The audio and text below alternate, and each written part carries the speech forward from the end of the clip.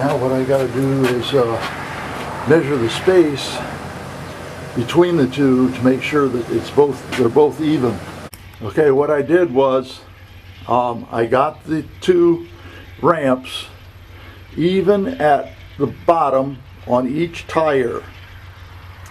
And now what I'm going to do is I'm going to get the wheel chock, put it under the rear wheel so that nothing will fall down. Now this is the wheel chock, and this part right here, that goes under the back tire. And then this will go under the front of the tire. So this one will go in back of the tire, this one in the front.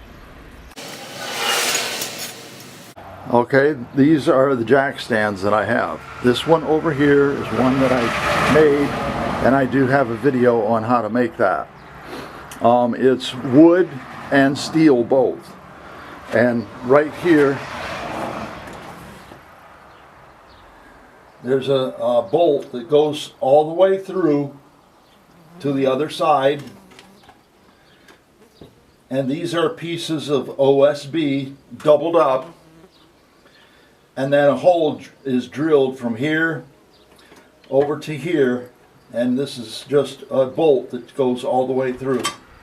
And I used grade 8 bolts for that. And this part is all wood. And then the next is one that I bought a long time ago. That one, they still make a design similar to that. And those are just very cheap ones. These are called Jack Boss, JACKBOSS. And those are really good ones.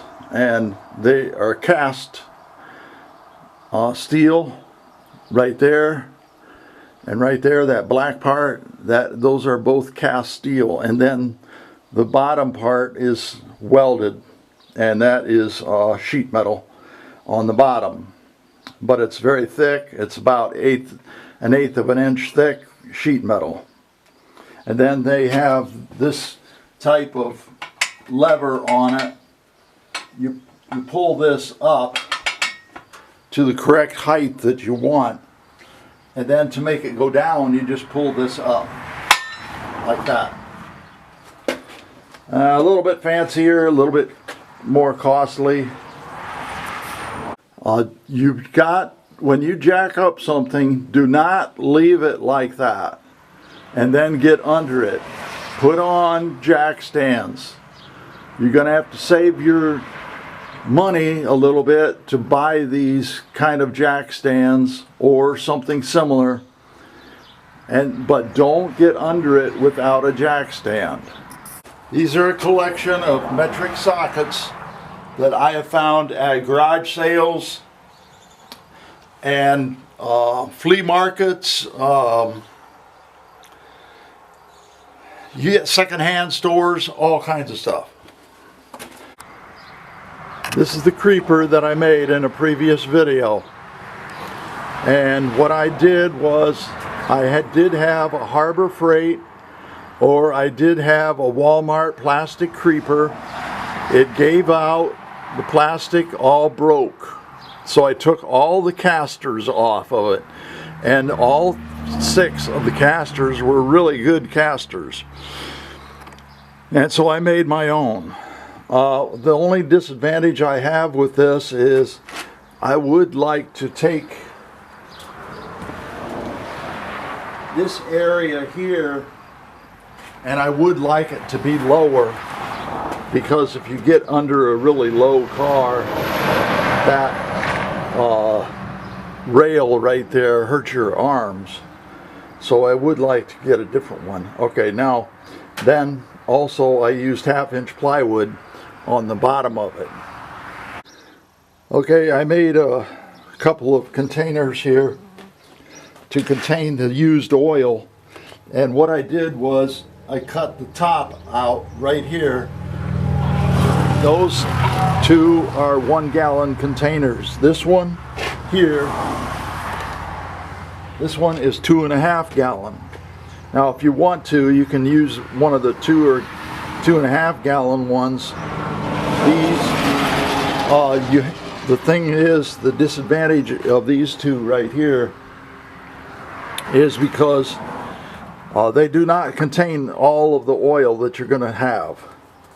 And you have to switch. In other words, you're going to take out part of the oil, and then you have to switch containers, and then continue.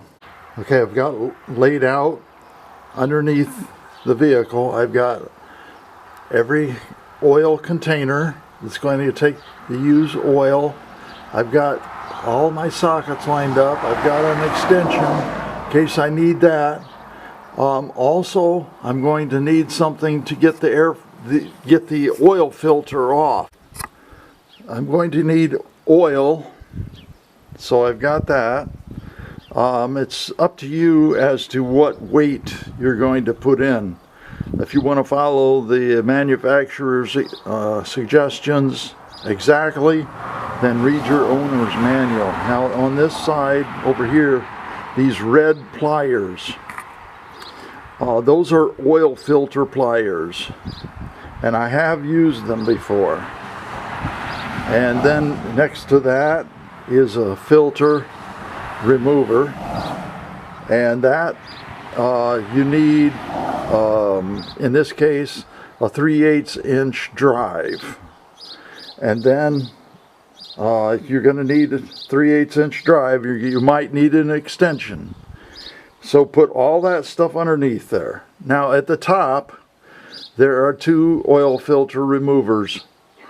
Now those are made for specific oil filters.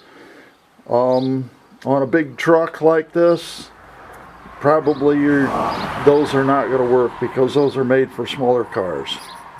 This is a 1/2 ton Dodge 1500. This is the oil pan. You want to make sure that you get the oil pan on this V8.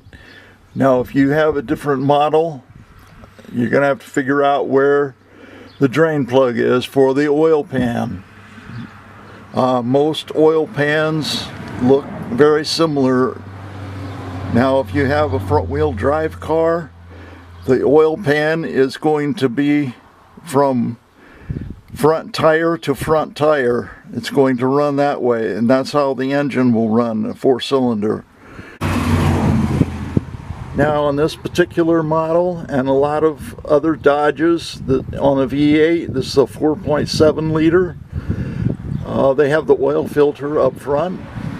But what I'm going to do is I'm going to let the truck roll off, take the wheel chock out of the back, off the back tire, and then I'm going to start it and put it back on the jacks, because I want to get these oil pans, you can kind of see them under there, but I want to get those 2 containers of oil out.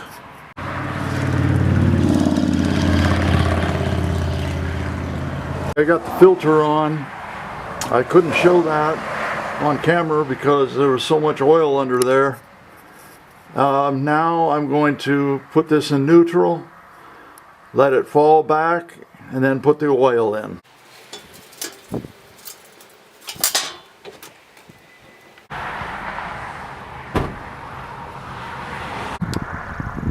Engine coolant in here. Okay, if you're going to put coolant in, this is Prestone, this is concentrate, which means that you have to add half coolant, this, plus water.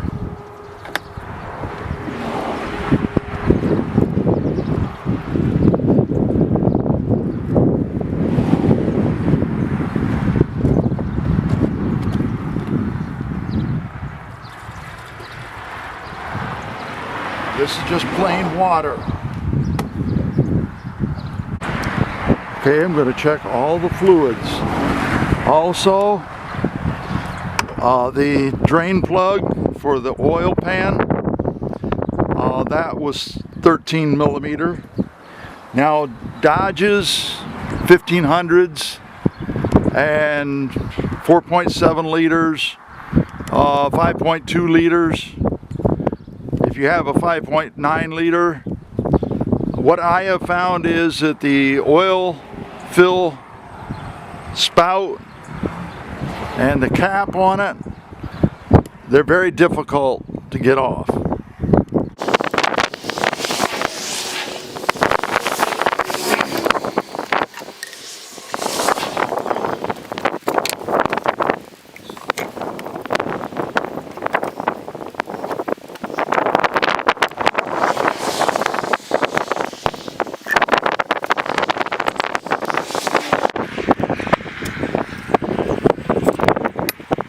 Going to check windshield washer fluid. There's a mark on the back, and fill it up to that. This is a Dodge 1500 4.7 liter 07. I live in a cold climate in Ohio, and so this is what I'm going to use. Windshield washer fluid melts ice at minus 34 degrees.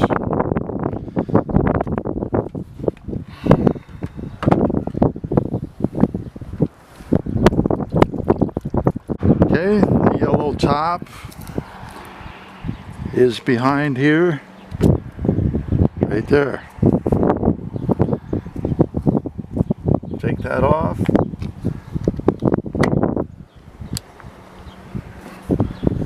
Okay, next thing you're going to do is use a funnel.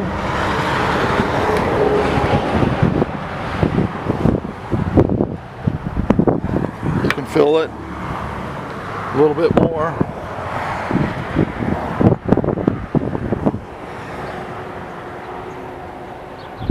Okay, that's good enough. I would not fill it clear to the top, because when you press on the brake pedal, it expands the fluid, but it also makes it come up close to the top. Another thing is that this cap on here, this top right here, has a little button on it. Press that in right there. Press that in, and then put the cap back on. Okay, next is the power steering fluid. It's under here. Okay, this has a dipstick to it.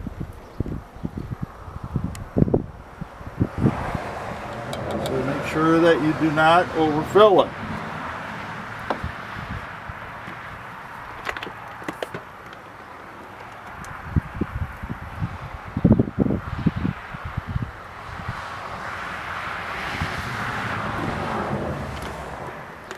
Okay, wipe it off, check the dipstick.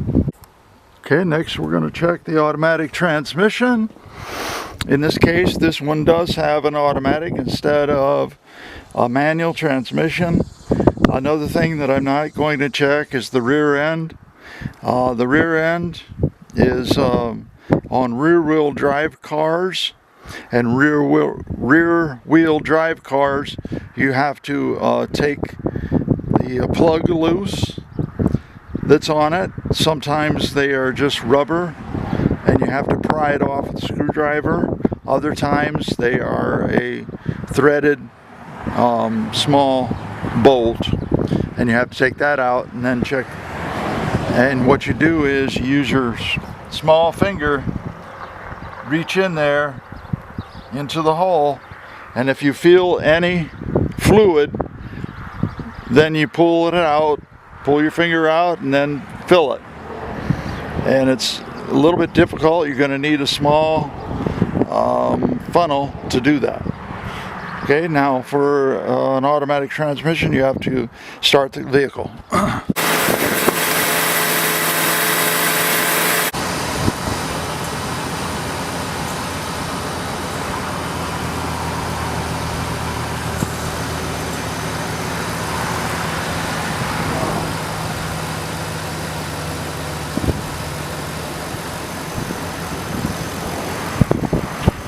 Now on this particular dipstick, you can check it hot or cold. After you start it, back it up, look on the pavement, or if you have a clean piece of paper under it, like large pieces of paper, or if you have like a blanket under it, you can check, see if it's leaking. Now if you find new fluids that are leaking, then you have to find out which fluid it is. Most often it's engine oil. In this case it was not, because I tightened everything and made sure everything was tight.